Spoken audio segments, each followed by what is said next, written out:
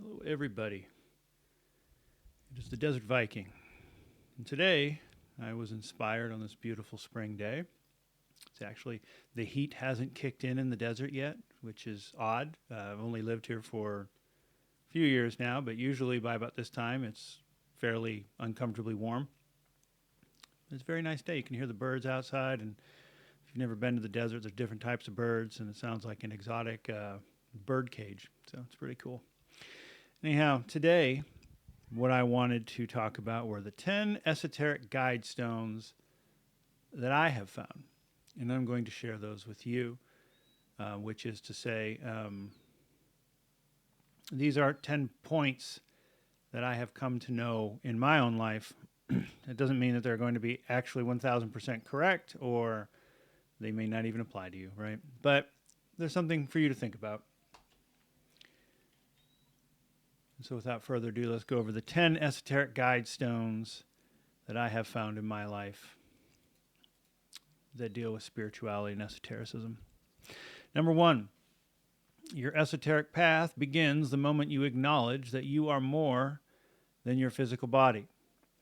As soon as we acknowledge that there is more to the world than this, that's what actually begins your path.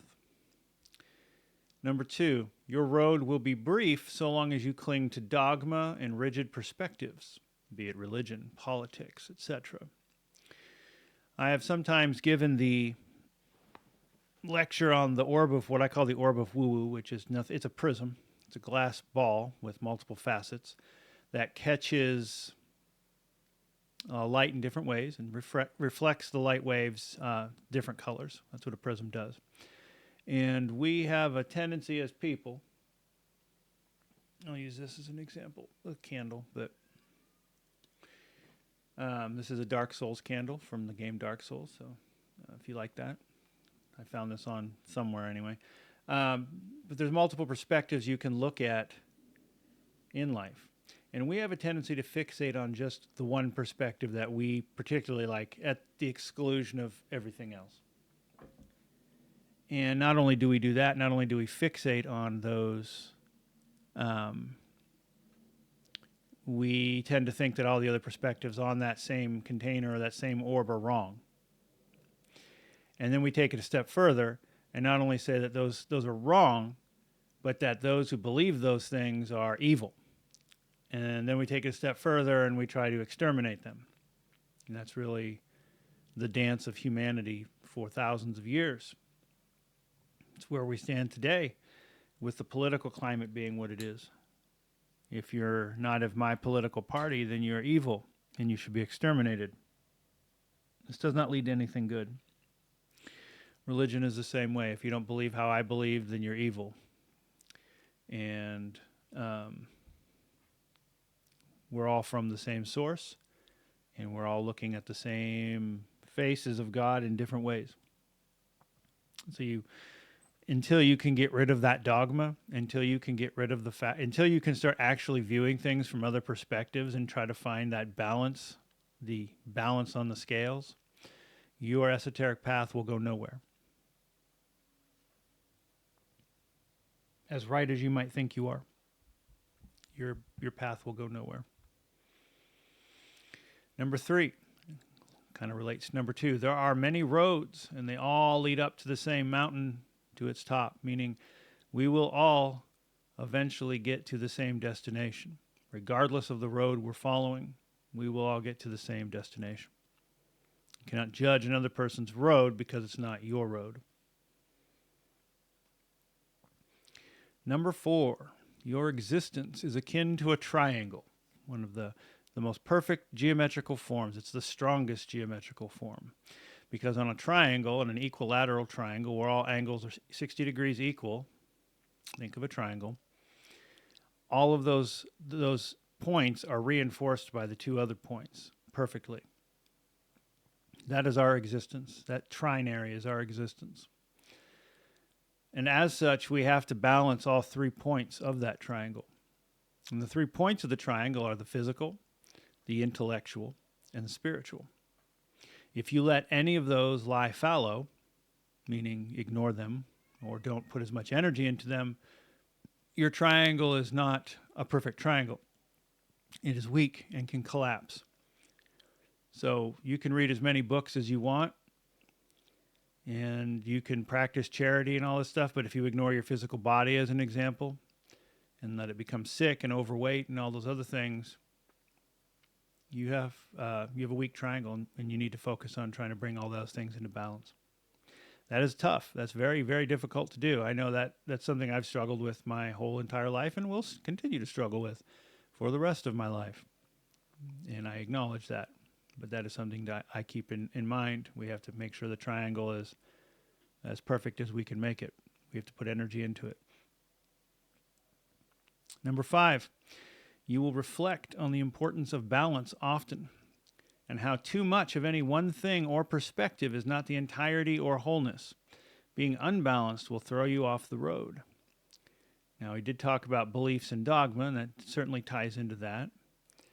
That also deals with our energy. One of the traditions states that as we are coming into matter, the divinity is neither male or female, yet both male or female. It's all things, and we are all things, being the divinity. But when we come to the material, we are assigned or given a gender, right? We're male or female. We're given that. And of course, science also backs that up. We actually all start female, and then we turn into male. But regardless, we're genderless for a time until our genders hit. Masculine energy and feminine energy are equally potent and equally needed, but too much of either one is bad. Too much feminine energy is just as bad as too much masculine energy. You have to have both. The problem is that individuals, we don't have that ability to have a full array of that energy. Or you can work towards it, but that's a lot of work to be able to balance those internally. And I would say that that's actually probably one of the goals of the great work, is to be able to balance that energy internally. Most of us are not at that place today, right? Most of us, if you're watching this, you have not accomplished the great work. And so we're lacking in one thing. And that's where pairing comes into handy. That's why, one of the reasons why marriage is so important is that ability to take the masculine and feminine energies and have them work together to create the whole. That comes into the importance of balance. We have to strive to be balanced. And you're going to hear that word a lot, balance. Because when we walk the path, we are constantly balancing light and dark, masculine and feminine, the poles, the duality. We're balancing those and creating a trinary out of those. Being unbalanced, too much of one energy will throw you off the road. Just keep that in mind. Number 6, there are no chosen. There are no chosen people. There are no chosen ones.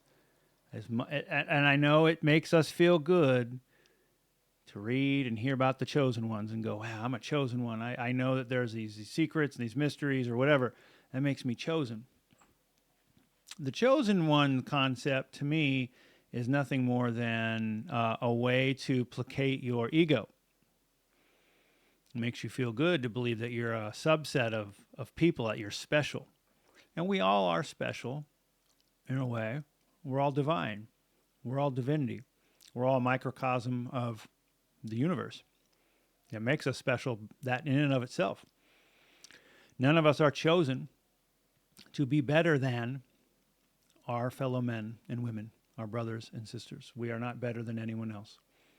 It does not matter what path you are on. It does not matter what path the other people are on that you feel you are better. This goes back to pointer 2, the dogma, why dogma is bad. You are not better than anyone else, no matter where you are on this path.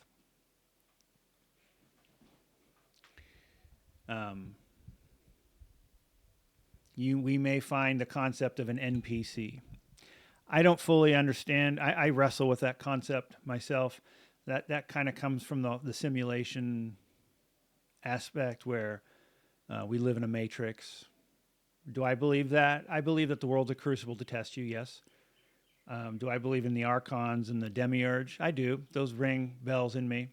I believe that they all have their role that they play. Even the devil's role was to tempt people to test them for God. That was his role. Satan in the Bible, his role was to tempt you, and he tries in several instances in the Bible to tempt. Does that make him evil? No, that's his job.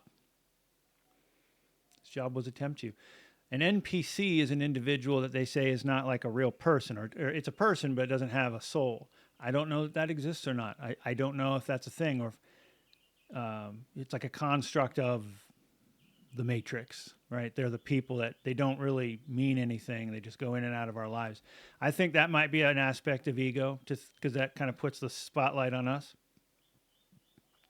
I believe that people are all, they all have their shards, their divinity shards, but I think we're on different levels, and there are a lot of young souls walking around today. They're just younger. They've just started, so they're very rooted in the material because they've just started. Wherever you are on your path does not make you better than someone else. You will find that there are many gurus. There's no end to the gurus I've ever met or read or know or watch on YouTube. And you can say the same thing about me, right? I am not a guru, and in many of my videos I say that. I am not a guru. I don't have all the answers. I probably have 1% of the answers, probably not even 1%. I know that there's so much that I don't know. And why I'm doing this is just to share what I know, just to make you think about something, and maybe that helps you. And that's why I like conversations. That's why I like group work, which we'll talk about in a minute, because it gives you different perspectives. That's it. I'm not a guru. But there are people who are gurus. They claim to be experts, or they claim knowledge that they themselves did not come up with, and they obfuscate where it came from. Everywhere. There's those with little life experience who try to claim that they are masters, and that's hard for people to swallow because they haven't lived long enough, but they're trying to give you advice on how to live, or they're trying to sell you books, or they're trying to hustle their ideas, because that's the culture we live in. We live in hustle culture, and they're looking for marks. The point of all that is there are no chosen. There are teachers, there are mentors, but they're not easy to find. So be very mindful and be very wary of yourself and who you follow, what egregore you pick up. Number 7, solo work. Solo work is integral to know thyself. You have to spend some time alone in the wilderness. To know thyself is the ability for you to immerse yourself into shadow and to learn how to integrate both the light and the dark, which is part of the great work. You cannot be all light, nor can you be all dark. You have to learn to intertwine those two things. It's like the caduceus. The caduceus, the medical symbol, it's got the two snakes wrapping up the rod. One of the things it signifies is the light and the dark unified. Solo work is where I find to know myself the best. Too much solo work is not good, because then you're staring into the darkness too long. But you can't be afraid to be alone. You can't be afraid to do work on your own. Your worst enemy, the scariest thing you'll ever face, is yourself. And I know that's cliche, but it's true. To truly face yourself, to truly accept yourself for its goods and bads, and to integrate that together is insanely difficult, but one of your tasks. Point number 8 is the opposite. That is, group work is essential, because as we are but half of the whole, we require someone else carrying the other half of our spark. We should be striving to be perfect ashlars, and that's Masonic speak for when you cut a stone out of the quarry from nature. It's rough and rugged, and it's got all these irregularities about it, and it's rude. And that's us. And we want to form that into a perfect ashlar, which is a smooth stone that is able to be placed within the wall of the temple.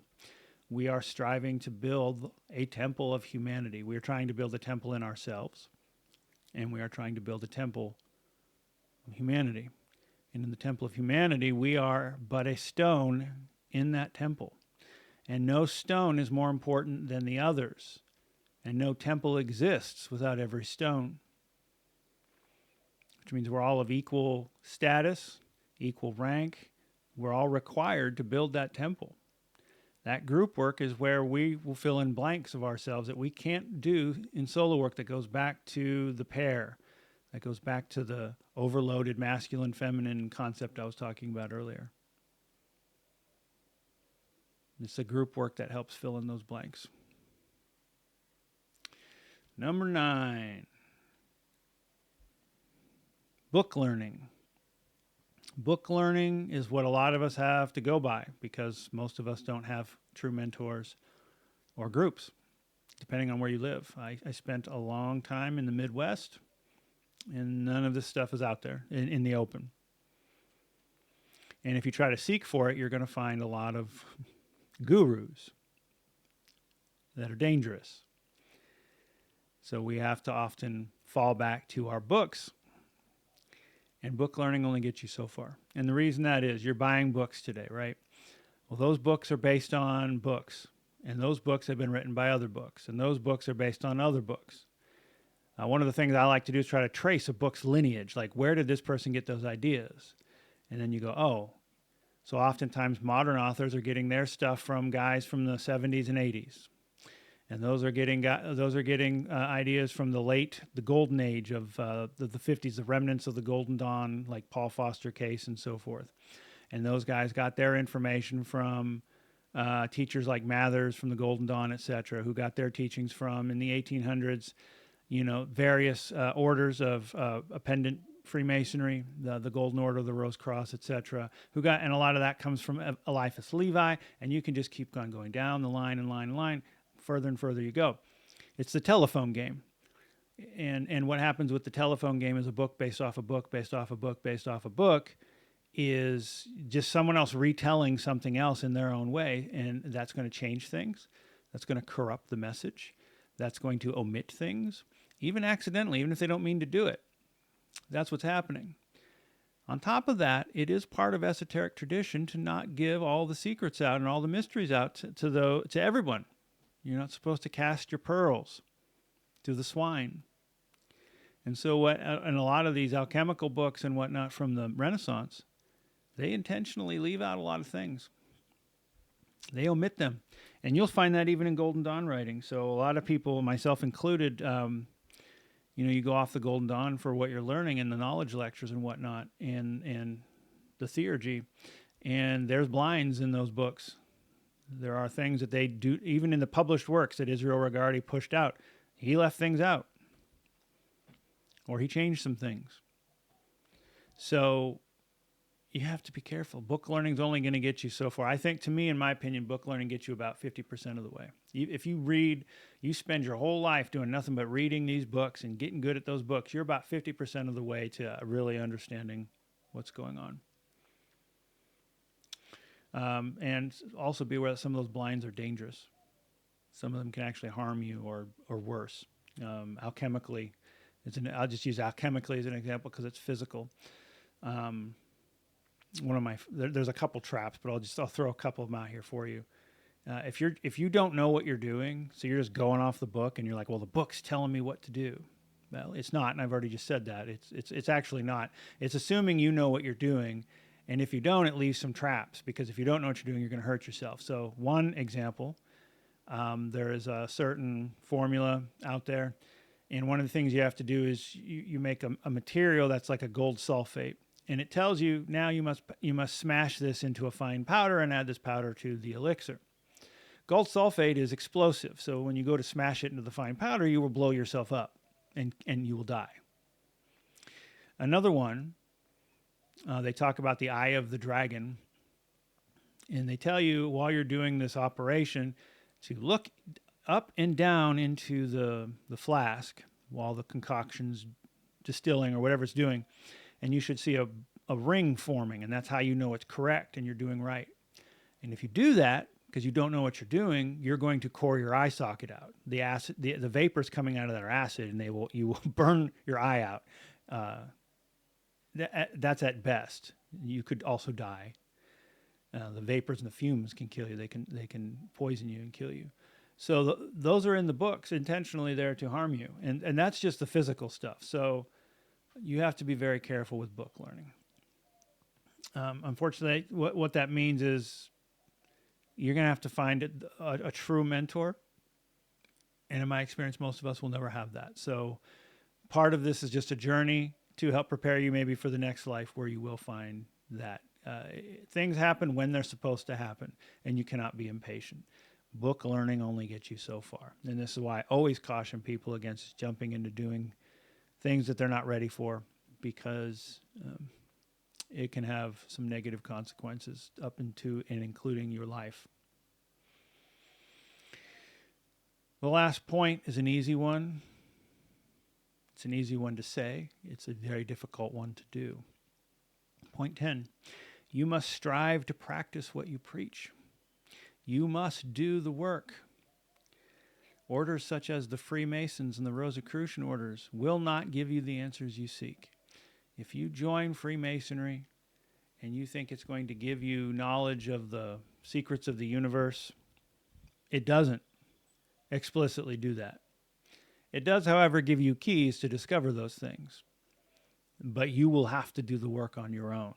And that is true in either for any Freemasonic pendant body, Blue Lodge, any Rosicrucian order that I have been a part of. It's all the same.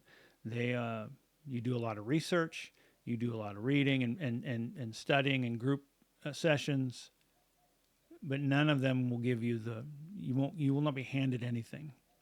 You have to do the work. And until you do the work, you have nothing. All right, so those are the 10 esoteric guidestones that I have amassed in my lifetime that I thought I would share with you all.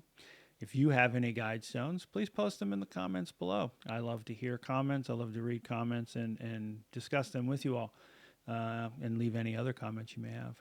If you like this video, give it a like and a subscribe. I try to post information or post videos as it comes to me.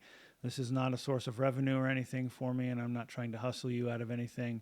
I post videos as it dawns on me to do so. Thank you for watching. And until next time, stay safe, get ready for summer, and we'll talk to you soon.